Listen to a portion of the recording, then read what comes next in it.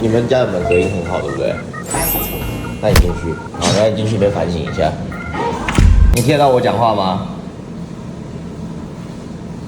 你有讲话吗？有啊，我刚刚说你说什么？你有讲话吗？我听不到你讲话。哎、这隔音很好哎、我刚刚有一直问说你在讲什么。我测试一遍。那换你进去。我现在听得到你说什么？那你听得到我说什么吗？